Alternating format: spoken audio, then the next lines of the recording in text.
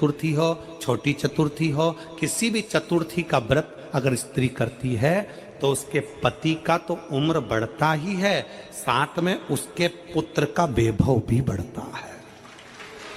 उसके पुत्र का वैभव भी बढ़ता है, उसकी संतान का सुख भी बढ़ता है। चौथ का व्रत अगर स्त्री करती है तो बच्चों का वैभव भी बढ़ता है। जिसकी फैक्ट्री नहीं चल रही हो,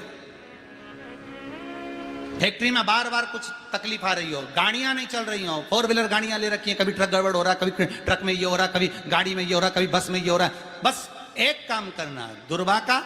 थोड़ा सा भाग लेकर पानी के लोटे में उसको डालकर 5 अक्षत के दाने उसको पटक कर उस गाड़ी के अंदर उस कलश को रख दो, बस आधे घंटे के लिए, और उस पानी को चक्के के चारों तरफ डालते डालते जाइए दुर्वा के साथ में, तकलीफ नहीं देगा। फैक्ट्री का भी यही प्रमाण है।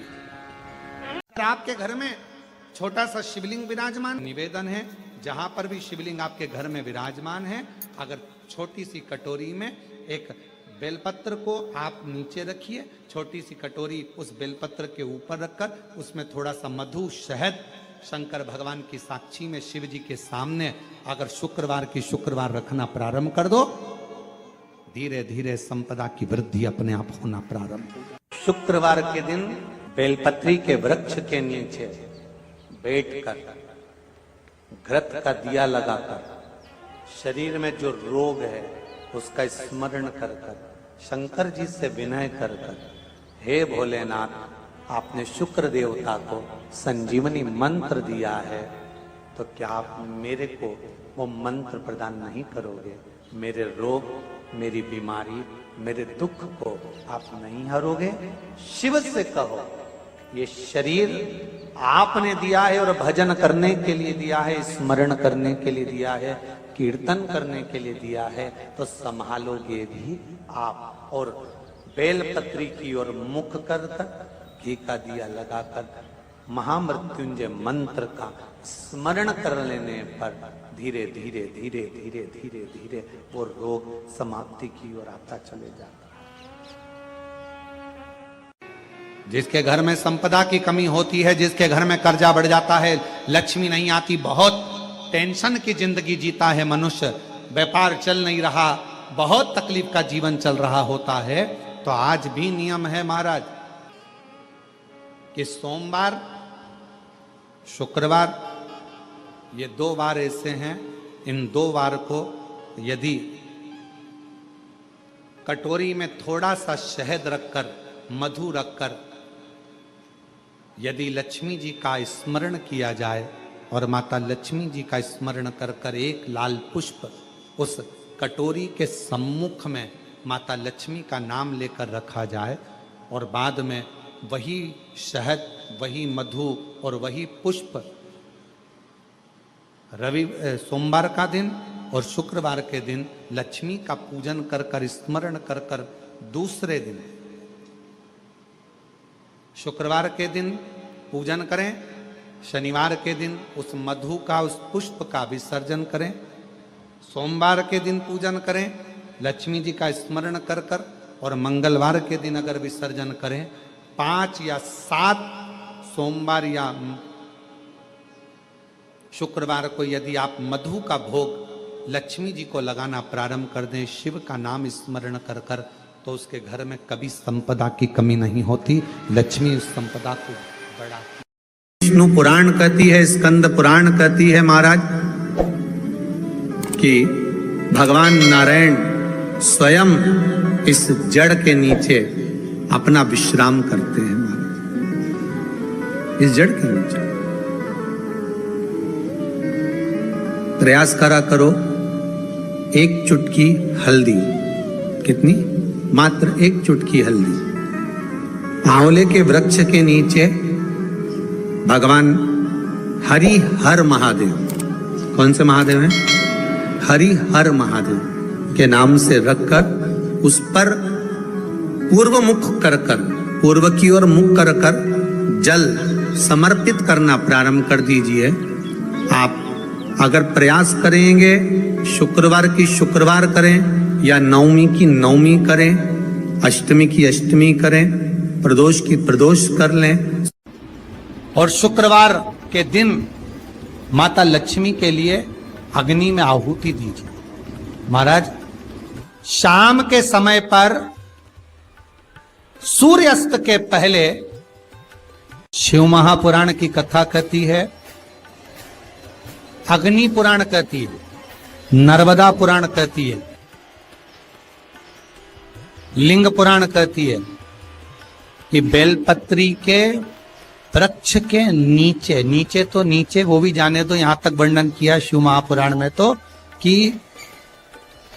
बेलपत्री का जो फल होता ना, बेल फल जो होता है,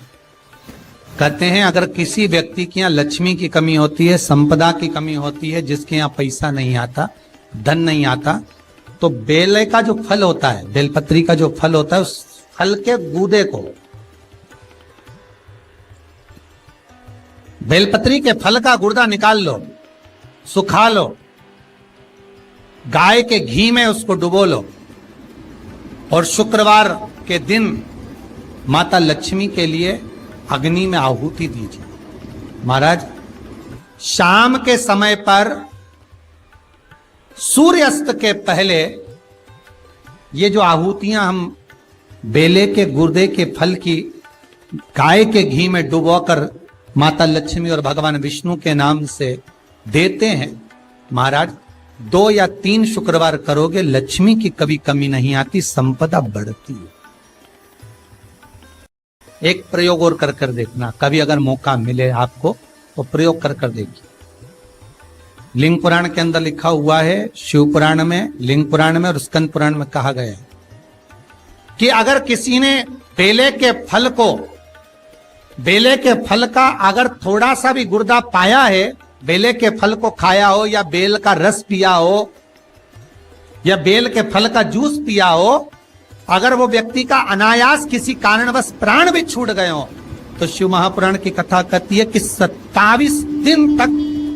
वो बेल के फल का रस उसके नस नस में रहता है, तो उस व्यक्ति को यम नहीं छूते, वो कैलाश पर निवास करता है। मर भी जाता है तो अधोगति में नहीं पड़ता,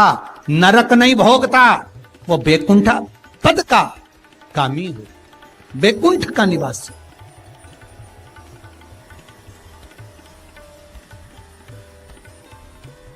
बैकुंठ का निवास।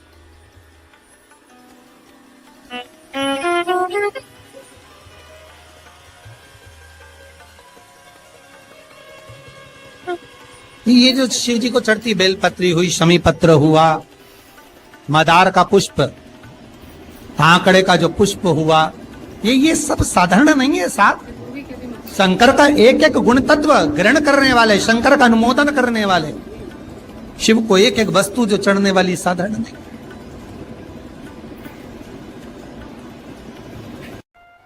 अधिक मास का महीना भगवान शिव के स्मरण का माह, ठाकुर जी के भजन का महीना, भगवान नारायण के लाड़ लड़ाने का महीना। खूब प्रेम से भजन,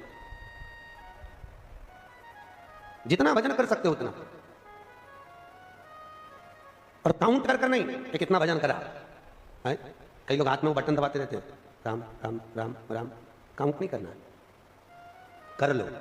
जितना कर सकते हो। अधिक मास के महीने में जितना पुण्य कमा सकते हो कमा। पार्थिव शिवलिंग के निर्माण का, और उसमें एक बात कही गई कि जब संसार का मनुष्य, मृत्यु लोक में रहने वाला मानव, मृत्यु लोक में रहने वाला मनुष्य मिट्टी के शिवलिंग का निर्माण करता है, पार्थिव शिवलिंग का निर्माण करता है, और जिस घर में पार्थिव शिवलिंग का निर्माण होकर उसकी पूजन होती है, घर का सदस्य उस पर अगर एक बूंद जल समर्पित कर देता है, तो जितने घर के सदस्य होते हैं उस पार्थिव शिवलिंग के निर्माण को करने वाले होते हैं, पूजन करने वाले होते हैं, उनको 6 महीने तक किसी बड़ी बाधाओं को झेलना नहीं पड़ता, वो दुख अपने आप कट जाएगा। अगर पुरुषोत्तम मास में, अधिक मास में हम नंदी के दोनों सींगों के बीच में से शंकर के शिवलिंग का दर्शन कर लेते हैं, तो अपने अंतिम सांस तक शरीर के अंदर कोई बड़ी बीमारी कभी नहीं है, कोई गंभीर बीमारी कभी नहीं। ज्येष्ठा का अधिकाय पार्वती शिव की साधना करेगी तो वो भाग्य पलट भी सकता। शिव की साधना से भाग्य पलट जाए। आपको मालूम होगा शिव जी को दो चीजें ऐसी चढ़ाई जाती है जब व्यक्ति की ग्रह दशा बेकार चलती है, जब व्यक्ति को यश नहीं मिलता है, जब व्यक्ति को सम्मान नहीं मिलता है, व्यक्ति एक ही जगह अटक कर रह जाता है, उसको सफलता नहीं मिलती है, जब व्यक्ति को बार बार अपयश मिलता है, जब व्यक्ति को बार बार टेंशन आता है, वो डिप्रेशन में पड़ा रहता है, चिंता में पड़ा रहता है, तो शिव जी को केवल दो चीजें ऐसी चढ़ती है जो हमारे भीतर के क्लेशों को, अशांति को, दुख को, तकलीफ को, कष्ट को हमारे भीतर से निकालता है। एक है धतूरा और दूसरे नंबर पर है समी का पत्र। एक धतूरा और दूसरे नंबर पर समी का पत्र। ये जो समी का पत्र होता है, समी का जो पत्ता होता है, इस पत्र में इतनी प्रबलता होती है समी के अंदर कि जैसे कहते हैं समी की जो लकड़ी होती है, अगर वो आगी में डाली जाती है तो वो समी की लकड़ी आगी में लंबे समय तक चलती है, उसकी आग बुझती नहीं है। सारी लकड़ियों की आग जल्दी बुझ जाती है, पर समी की लकड़ी की आग लंबे समय तक चलती है। उसी तरह एक समी का पत्र, जब हमारे भीतर बहुत क्लेश होता है, अशांति होती है, टेंशन होता है, डिप्रेशन होता है, जब मन में अशांति होती है, चिंता होती है, व्याधि आती हैं, तो एक समी का पत्र जब हम भगवान देवाधिदेव महादेव को समर्पित करना चालू कर देते हैं तो हमारे भीतर की जो भी तकलीफें हैं, कष्ट हैं, बीमारियां हैं, रोग है, ये सब धीरे धीरे कटना प्रारंभ हो जाता है। एक समी के पत्र में वो बल होता, एक धतूरे में वो बल होता। धतूरे को भी 3 तरह से चढ़ाया जाता है। जब घर में बहुत क्लेश होता है, अशांति होती है, तो धतूरे को चढ़ाने के बाद शिव जी पे जल चढ़ाया जाता है। जब कोई घर में बड़ी बीमारी आ जाती है और डॉक्टर ने कह दिया कि इसकी तो ऑपरेशन ही कराना पड़ेगा, इसको कहीं ना कहीं तकलीफ ज्यादा ही है और ऐसा लग रहा है कि बहुत तकलीफ में जाएगी ये बीमारी, उस समय पर धतूरे में लाल चंदन और पीला चंदन लगाकर शिव जी को चढ़ाया जाता है। और तीसरे नंबर पर जब घर के लोग सब अलग अलग दिशा में जाने लगे, ना ये हमारी सुने ना वो हमारी सुने, सब अलग अलग दिशा में भाग रहे हैं, तब धतूरे के साथ 5 काली तिल को डालकर धतूरे पर शिव को समर्पित करना प्रारंभ किया जाता है, तो सब ठीक होना प्रारंभ। 3 क्रम धतूरे, 3 क्रम धतूरे।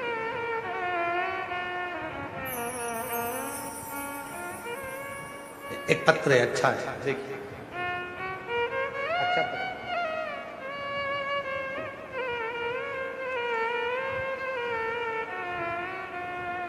चढ़ाओ 1 लोटा जल। कभी कभी अगर ऐसा लगे जीवन में कि दुख बहुत ज्यादा आ गया है, बहुत तकलीफ आ गई है, तो लाल चंदन को घिसकर उस लाल चंदन का लेपन भगवान शंकर पर कर कर फिर पानी चढ़ाओ। अगर कोई संकट भारी है और निकट रहा, जैसे किसी नारी का गर्भ नहीं ठहर रहा, 15 साल हो गए, 20 साल हो गए, 25 साल, जैसे इसने लिखा एक माता ने कि 18 साल की बेटी हो गई थी पर संतान में पुत्र नहीं, तो उसने भाव से कथा सुनी। ऐसे आपके भीतर अगर 20 साल हो गए, 25 साल हो गए, 30 साल हो गए, संतान का सुख ही नहीं है, लाल चंदन का लेपन बाबा भोलेनाथ पर करना प्रारंभ करो। पीठिका पर लाल चंदन का लेपन करना प्रारंभ करो। लाल चंदन से बाबा का श्रृंगार करना प्रारंभ करो। एक बेलपत्री पर लाल चंदन, दोनों पत्ती नीचे वाली, जो नीचे की जो 2 पत्ती होती है, इस पे लाल चंदन और बीच वाली पत्ती पर पीला चंदन लगाकर बाबा के शिवलिंग को समर्पित करिए, बाबा से प्रार्थना करिए, रोज प्रार्थना करो। परंतु एक बात का स्मरण रहे, 25 साल हो गए, 20 साल हो गए, 30 साल हो गए, संतान नहीं, तो पहले जल से अभिषेक कराना, अभिषेक कराकर उस जल का आचमन करने के बाद हाथ को खासा करना, धोना, उसके बाद में फिर वापिस बाबा का स्नान कराओ, फिर चंदन का लेपन कराओ, फिर 1 लोटा जल चढ़ाकर बाबा का स्नान कराओ। बाबा का बड़ा सुंदर भाव से लाल चंदन से जो अभिषेक करता है, बाबा को लेपन कर कर फिर जल चढ़ समर्पित करता है, निश्चित है उसकी गोदी मेरा देव अधिदेव महादेव जरूर भरता है, ये निश्चितता है। हम तो बेटियों से भी कहते हैं, जिसका विवाह नहीं हो रहा हो, 25 साल 30 साल 27 साल 28 साल 32 साल 40 साल हो गए हो, नहीं हो रहा हो बेटा बेटी का विवाह, उसे लाल चंदन का प्रयोग अशोक सुंदरी वाली जगह पर 7 बिंदी लाल चंदन की लगाकर 7 बेलपत्र 7 बिंदी पर रखिए और महाराज अपनी कामना कर कर भगवान से आइए, बाबा देगा करेगा, 3-4 महीने में विवाह पक्का करेगा। ये लाल चंदन की महत्वता है शिव तत्व। 15 दिन हो गए, दुकान नहीं चल रही है, व्यापार नहीं चल रहा है, कष्ट हो रहा है, घर में 1 रुपया नहीं आ रहा। प्रैक्टिकल करना, कहीं सियोर वाला महाराज झूठ बोलकर तो नहीं जा रहा, प्रैक्टिकल कर कर देखो। और बिना प्रैक्टिकल के रहना मत ही। ये दुनिया के लोगों ने सबने प्रैक्टिकल करा, जिनका गर्भ नहीं ठहरा तो उन्होंने सफेद आंकड़े की जड़ का प्रैक्टिकल करा, जिनको नौकरी चाहिए थी उन्होंने बेलपत्र पर शहद का प्रैक्टिकल करा, सबने प्रैक्टिकल करा, तुम भी प्रैक्टिकल कर कर देखो। 15 दिन हो गए, व्यापार नहीं चल रहा, घर में कष्ट है, पैसे की आवक नहीं हो रही, कोई टेंशन सामने आकर खड़ा हो गया। 15 दिन लगातार रोज अपने गमले में मिट्टी को थोड़ा सा उसको उठाकर एक लिंग की आकृति बना लें, उसमें जलाधारी बनाने की जरूरत नहीं, केवल लिंग की आकृति बनाकर दरवाजे पर उसी लगाना की प्रारंभ कर। पूजन 15 दिन कर लगा। कर 8 दिन के अंदर लक्ष्मी का प्रवेश तेरे घर में 15 होगा। से 20 मिनट बाद अपना काम करने के बाद उसी को उसी मिट्टी में विसर्जन कर दें, अपनी कामना कर कर देव अधिदेव महादेव 2 महीने के बाद क्या देगा ये वही जान सकते। बिना प्रैक्टिकल के मत। कोई कहे गुरुजी हमारा इतना कर्जा हो गया, गुरुजी इतना कर्जा हो गया, गुरुदेव वो कर्जा समाप्ति नहीं हो रहा, हमारा पैसा विदेश में उलझ गया, हमारा पैसा किसी ने खा लिया, हमारा पैसा नहीं आ रहा, हम तो जगह जगह से कर्ज ले लेकर अपना कर्जा चुका रहे, वापिस कर्जे में डूबते जा रहे। हमारा निवेदन है, शिव जी के मंदिर में भगवान शंकर को अगर आप जल चढ़ाने के लिए रोज जाते हो, प्रतिदिन जाते हो, आप जब शिव जी को जल चढ़ाते हो तो आप जल चढ़ाने के बाद अपने हाथ की ये 3 रेखाएं, ये 3 उंगलियां, अपने हाथ की ये 3 उंगलियां 3 स्थान पर स्पर्श करो। शिवलिंग का स्पर्श, जगत जननी दुर्गा भवानी अर्थात जिस पे शिवलिंग रखा हुआ है वो जलाधारी का स्पर्श, और तीसरा जैसे ये पानी चढ़ाने के बाद ये पानी यहां आता है और यहां से जो नीचे गिरता है, जितनी मोटाई शिवलिंग की जलाधारी की है उस जगह पर अपनी 3 उंगली का स्पर्श तुम रुकेश्वर महादेव के नाम से करो, और यही 3 उंगली लाकर अपने घर के दरवाजे पर स्पर्श करो। धीरे धीरे गया हुआ पैसा वापिस आएगा और कर्जे से तुम मुक्त जरूर हो। जितनी अड़चने, जीवन की जितनी अड़चने हैं, ये तुमरुका जी के नाम का स्मरण करने से, तुमरुकेश्वर महादेव का स्मरण करने से छूट जाए। यहां तक जिनके ब्लॉकेज बता दिए गए हैं, हार्ट में ब्लॉकेज बता दिए गए हैं, नसें ब्लॉकेज बता दी गई है, डॉक्टर ने कहा है कि बाईपास कराना पड़ेगा। हम यहां तक कहें डॉक्टर का इलाज कराते रहो। डॉक्टर शिव का एक रूप होते हैं, भगवान शंकर का एक स्वरूप अगर कोई है तो वो पूरी दुनिया के डॉक्टर हैं। आप उनका कहना मानो, पर उनसे निवेदन करना, डॉक्टर साहब ऑपरेशन कराएं, कम से कम 10 घंटे दे दो, 10 घंटे के बाद ऑपरेशन करा लेंगे।